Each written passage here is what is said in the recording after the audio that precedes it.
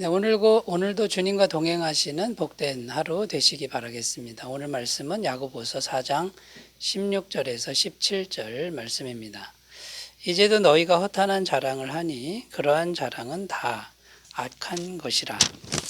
그러므로 사람이 선을 행할 줄 알고도 행하지 아니하면 죄니라. 아멘. 16절 말씀 다시 읽어보면 이제도 너희가 허탄한 자랑을 하니 그러한 자랑은 다 악한 것이라. 자, 이렇게 되어 있는데 여기 보면 자랑이라는 단어가 나옵니다. 그래서 오늘 말씀의 주제는 자랑에 대한 것인데 성도의 자랑은 어떤 것이어야 하는가 이런 주제로 오늘 말씀을 통해서 은혜를 이제 나누겠습니다. 그래서 성도는 과연 어떤 것을 자랑해야 하는가? 첫 번째는요. 하나님 없는 자랑은 하지 말아야 한다라고 말씀하고 있습니다. 16절에 보면 허탄한 자랑 이런 단어가 나오고 또 뒤에 보면은 악한 것이다 이렇게 나오고 있습니다. 자, 허탄한 자랑의 그 원어적 의미는 뭐냐면 허풍을 떠는 것을 의미합니다. 구체적으로 어떤 허풍을 떠냐면 13절에 나오는데 13절 14절 읽으면요. 들으라 너희 중에 말하기를 오늘이나 내일이나 우리가 어떤 도시에 가서 거기서 1년을 머물며 장사하여 이익을 보리라 하는 자들아 내일 일을 너희가 알지 못하는도다. 너희 생명이 무엇이냐 너희는 잠깐 보이다가 없어지는 안개니라.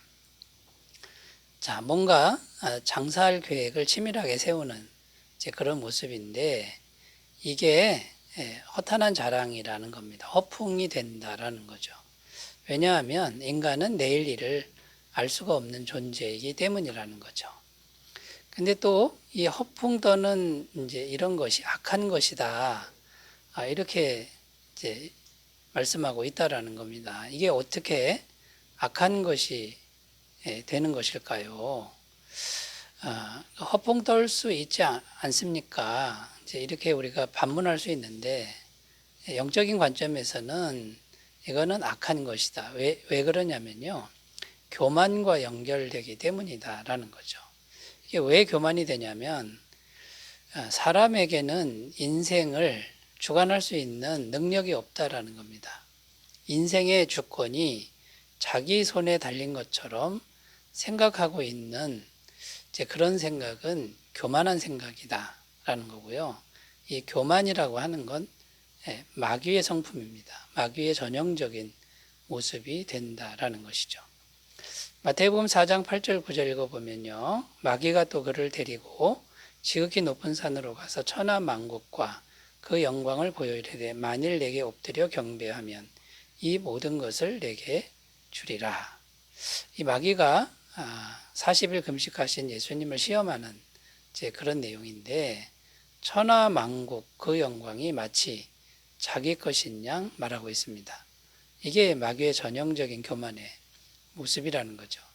이 모든 게 다 하나님 손에 있는 건데 자기 손에 있는 것처럼 생각하는 것, 또 생각하게 만드는 이런 것이 이제 교만이 되는 것이고 그래서 악한 것이 된다라는 겁니다.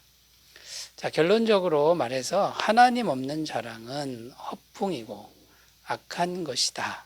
이제 이렇게 요약할 수 있는데요. 자, 그러므로 우리는 어떻게 해야 될까요? 오직 하나님만 의지해야 됩니다.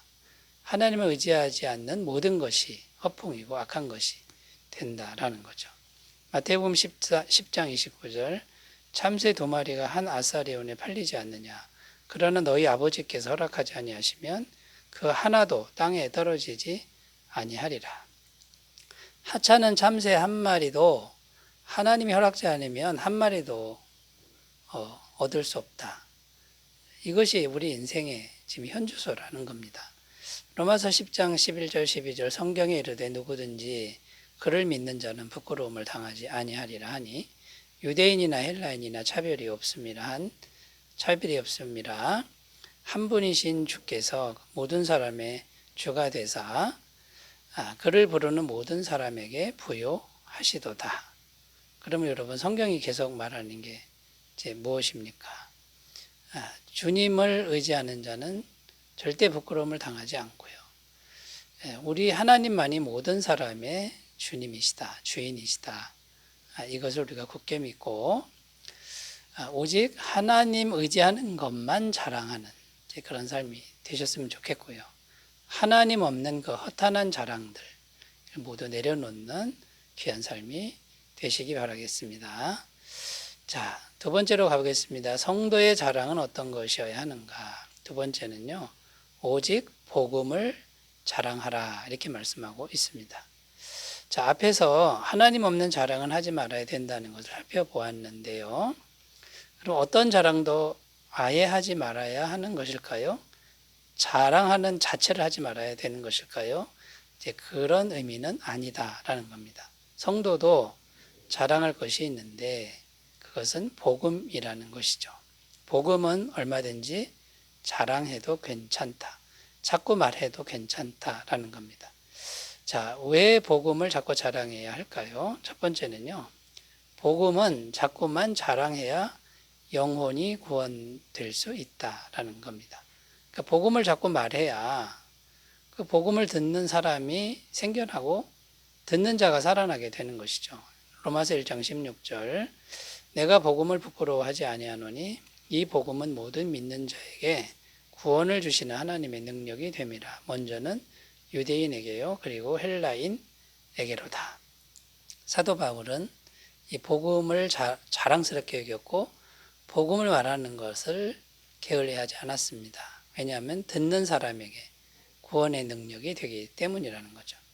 디모데후서 4장 1절 2절 하나님 앞과 살아있는 자와 죽은 자를 심판하실 그리스도 예수 앞에서 그가 나타나실 것과 그의 나라를 두고 엄히 명하노니 너는 말씀을 전파하라. 때를 얻든지 못 얻든지 항상 힘쓰라. 범사의 오래 참음과 가르침으로 경책하며 경계하며 권하라. 자, 이 말씀에도 보면요, 때를 얻든지 못 얻든지 말씀을 전파하라. 복음을 계속 말하라라는 것입니다. 열매가 있든지 없든지 상황이 좋든지 안 좋든지 복음을 자꾸 말하라. 이제 그래야 구원의 역사가 일어난다라는 거죠. 그리고요, 왜 또 복음을 자랑해야 할까요? 복음을 자랑해야 하나님의 능력과 지혜가 임할 수 있다라는 겁니다. 고린도전서 1장 22절 24절 유대인은 표적을 구하고 헬라인은 지혜를 찾으나 우리는 십자가에 못 박힌 그리스도를 전하니 유대인에게는 거리끼는 것이요 이방인에게는 미련한 것이로되 오직 부르심을 받은 자들에게는 유대인이나 헬라인이나 그리스도는 하나님의 능력이요 하나님의 지혜니라. 이 복음을 자꾸 말할 때 하나님의 지혜, 하나님의 능력이 임하게 되어서 이 영적인 비밀을 깨닫게 되고 성령을 받게 되고 구원받게 되는 놀라운 역사가 나타난다라는 거죠. 세 번째, 복음을 자랑을 자꾸 해야 성령의 능력이 실제로 이제 임하게 된다라는 겁니다. 사도행전 2장 38절 베드로가 이르되 너희가 회개하여 각각 예수 그리스도의 이름으로 세례를 받고 죄 사함을 받으라. 그리하면 성령의 선물을 받으리니. 자, 복음을 통해서 제3위 하나님 살아계신 성령님이 실제로 이제 우리에게 임하게 되고요. 성령님이 임하셔야 이제 모든 기도 응답이 가능해지고 기적의 삶이 가능해진다라는 거죠. 여러분, 복음을 자랑해야 됩니다.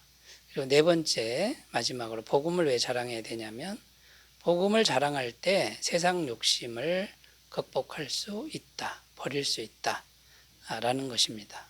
갈라디아서 6장 14절 그러나 내게는 우리 주 예수 그리스도의 십자가 외에 결코 자랑할 것이 없으니 그리스도로 말미암아 세상이 나를 대하여 십자가에 못 박히고 내가 또한 세상을 대하여 그러하니라. 이 복음의 능력이 우리 안에 제대로 자리를 잡을 때 세상 욕심, 욕구를 우리가 이길 수 있습니다. 버릴 수 있는 그런 능력이 생긴다라는 거죠. 그러므로 여러분, 성도는 오직 복음을 자랑하는 것입니다. 이걸 열심히 행하셨으면 좋겠습니다. 자, 마지막 세 번째입니다. 성도의 자랑은 어떤 것이어야 하는가? 세 번째는요, 선을 적극적으로 행하는 것을 자랑하라. 이렇게 말씀합니다. 17절입니다. 그러므로 사람이 선을 행할 줄 알고도 행하지 아니하면 죄니라. 자, 17절 읽었는데 이게 무슨 의미냐 하면요. 하나님이 행하라고 하신 것을 행하지 않는 것, 가만히 있는 것도 죄다. 이런 내용입니다. 그러니까 하나님 말씀을 좀 더 적극적으로 행하라는 겁니다. 소극적으로 가만히 있으면 안 된다라는 거죠. 일반적으로 사람들은 대부분 나쁜 짓만 안 하면 된다. 이런 생각을 하는 사람들이 좀 많은 것 같습니다. 근데 오늘 17절 말씀은 그런 차원이 아닙니다. 나쁜 짓만 안 하면 되지라는 소극적 태도가 아니라 선한 일을 찾아서 적극적으로 행해야 된다. 그렇게 안 하면 죄다. 이렇게 지금 선포하고 있는 겁니다. 자, 여러분, 왜 성도인 우리가 그렇게 해야 하는 것일까요? 첫 번째는 우리 안에 계신 하나님이 완전하신 선이고 영원하신 선이시기 때문이다라는 겁니다. 그러니까 우리가 하나님을 제대로 믿는다 이 말은 완전하고 영원한 선이신 하나님이 우리 속에 계신 거죠. 잘 모시고 있는 거죠. 그러면 소극적으로 가만히 있을 수가 없다는 겁니다. 착한 일을 찾아서 행할 수밖에 없는 이유는 우리 속에 하나님이 계시니까 그 선이 흘러 넘친다라는 거죠. 요한복음 7장 38절 나를 믿는 자는 성경의 이름과 같이 그 배에서 생수의 강이 흘러나오리라 하니. 그러니까 여러분, 하나님을 제대로 믿는 사람은 자연스럽게 선행을 할 수밖에 없다라는 겁니다. 두 번째, 예수님의 십자가, 우리가 믿는 예수님의 십자가가 가장 적극적인 선행의 표본이라는 것이죠. 예수님이 뭐가 아쉬워서 십자가에서 죽으셔야만 했습니까? 이것은 우리를 향한 지극한 선한 마음입니다. 디모데전서 1장 15절 미보다 모든 사람이 받을 만한 이 말이에요. 그리스도 예수께서 죄인을 구원하시려고 세상에 임하셨다 하였도다. 죄인 중에 내가 괴손이라. 구제불능인 죄인인 우리들을 살리려고 하늘 영광 버리고 내려오신 예수님이 가장 선한 분이기 때문에. 근데 누가 내려오려고 했습니까? 예수님이 적극적 선을 행하신 것이죠. 성도인 우리도 그렇게 적극적으로 선을 행하라라는 것입니다. 그리고 성경은요, 적극적으로 선을 행하지 않으면 주님께 책망을 듣는다 이런 말씀도 있습니다. 누가복음 12장 47절 주인의 뜻을 알고도 준비하지 아니하고 그 뜻대로 행하지 아니한 종은 많이 맞을 것이요. 여러분, 그러니까 여러분 우리가 적극적 선, 완전한 선을 가지신 하나님을 모시는 성도로서 조금 더 우리가 적극적으로 선을 행하는 것, 이걸 자랑하는 그런 귀한 삶이 되셨으면 좋겠습니다. 기도합니다. 하나님 아버지, 구원받은 성도의 자랑, 도대체 어떤 것인지 잘 알고 지혜롭게, 겸손하게 잘 자랑하게 하옵소서. 예수님 이름으로 기도드립니다. 아멘. 좋은 하루 되시기 바라겠습니다. 감사합니다.